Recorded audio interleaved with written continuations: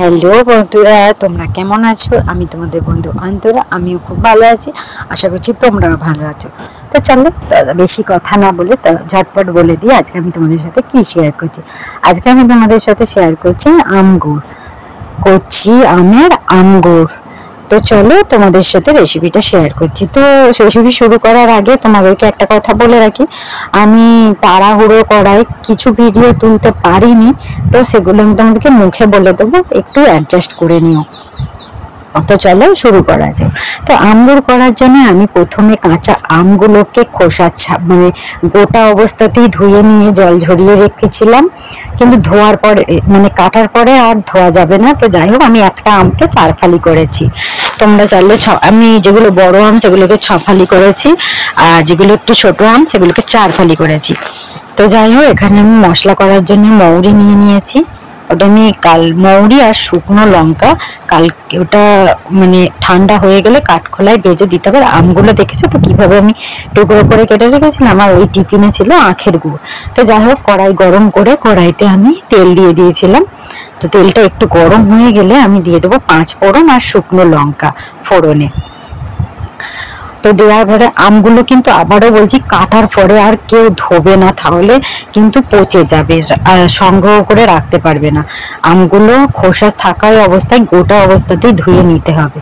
তো যাই হোক, ফোড়নটা ভাজা হয়ে গেলে আমগুলো ওই তেলের মধ্যে দিয়ে দেব, দিয়ে একটু ভালো করে ভেজে নেব। ভাজার সময় গ্যাসের ফ্লেমটা একটু জোরেই রাখবে।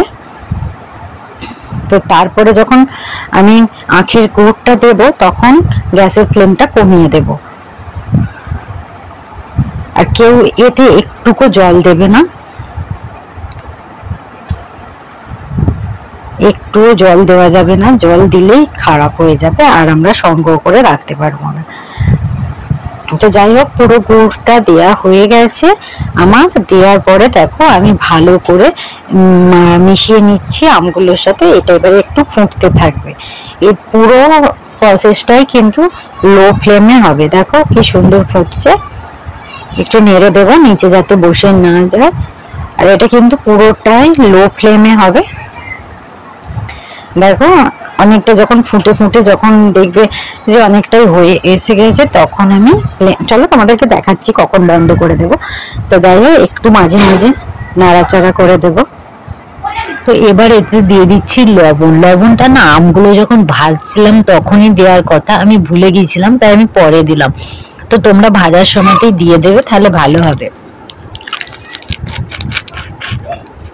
দেখো আমি গ্যাসের ফ্লেমটা কিন্তু লোতেই রেখেছি, একটুকু বাড়াইনি, সেটাই তোমাদেরকে দেখিয়ে দিলাম।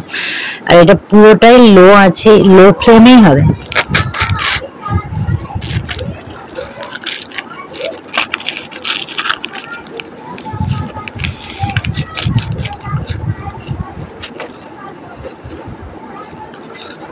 দেখো আমগুড়টা আমার হয়ে গেছে, দেখো কেমন মাখো মাখো একটু গাঢ় গাঢ় মতন হয়ে গেছে।